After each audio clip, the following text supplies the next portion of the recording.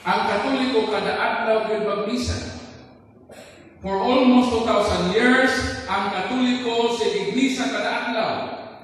O sa tibuok kalibutan, there are more than 350,000 masses per day. Ilang misa kada adlaw? 350,000 ka misa sa tibuok kalibutan kada adlaw. Mo nang gihimo ang simbahan ng Katoliko. Pero kami mga saksi ni Jehova, kaisa kami magmisa sa isa ka tuig. Mutana mo kanos ang Brad Paul, mahitabo na panahon sa Holy Week kung Semana Santa sa Katoliko. Ganang Semana Santa, pangitao naman din ang takdol ang bulan. Dili takdol ang bulan, full moon. Kung asa ka rin na bilog ang full moon sa Holy Week, mahala kita matulong Huwebes o Biyernes, basta ang matuman ang buwan yun, galingin. So, among makita na mo ni ang full moon sa Holy Week, mo nang among yearly na misa. Napo ni misa, saksi, pero kausa lang sa Holy Week. Pagsalot na sa adlaw, nganong sa pagsalot na mo sa adlaw kini pagahimoon, kay katapusan ko na panihapon sa Ginoo. Alangan himo na mo sa bunta. Hindi na nagkatapusan panihapon.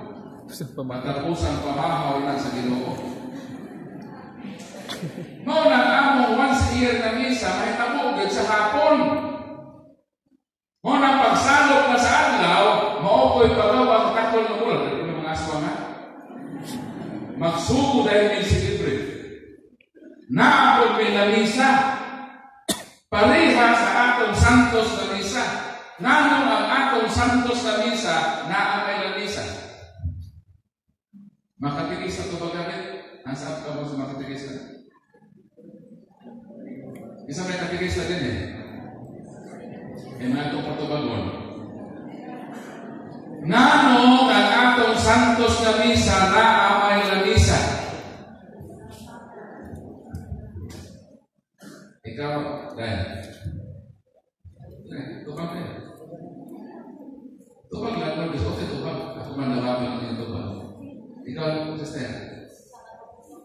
Ngano ang atong santos na misa na may lamisa.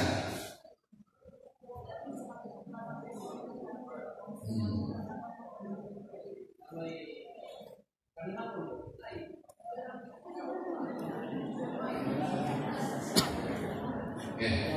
So ngano ang atong santos na misa na may lamisa?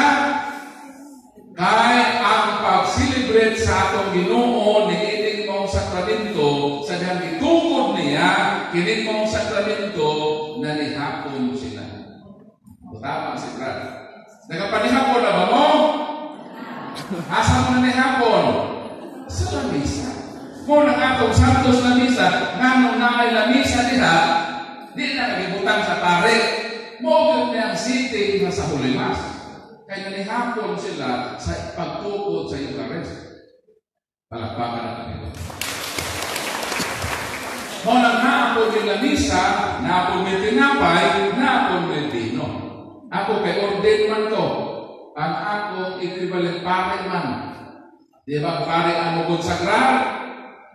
Tinapay sa vino, o ang mga liminister, mo gamit lang sa kasulugan sa pulong sa konsagrado na ostiya. Kay dili mga konsagrar ang liminister. Ang ordinadong pare lang makakonsentrate sa tinapay na mahimo kining lawas o dugo ni Kristo.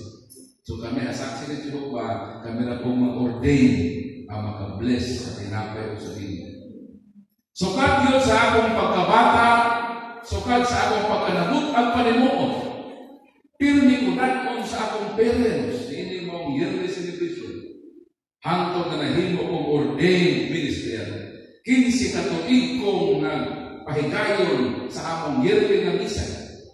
Pero ang isa na akong kahibunan, kay sukat sa akong kinabuhi, huwag yun ko makita at may kalawat sa tinapay o sa vino.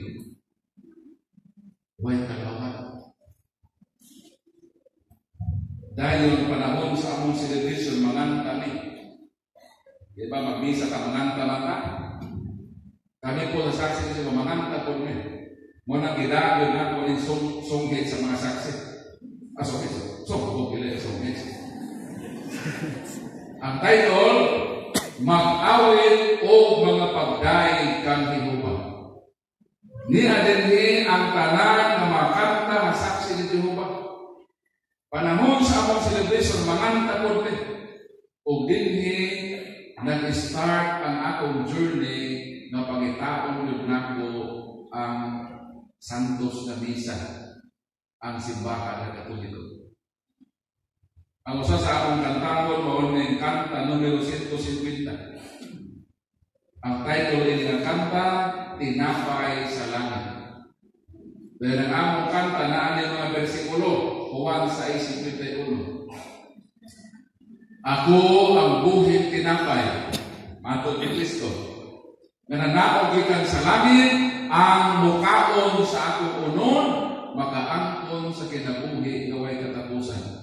So si Kristo ang tinapay gikan sa langit. So kini among kanta na tinapay sa langit, si Kristo ang buti pasabot ni. So din nag-start ang akong journey na simbahan ng Katoliko. Gusto niyo kantahan ako?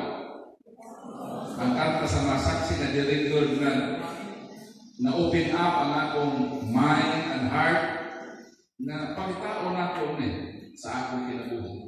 Gusto mong kantahan ako? Yes.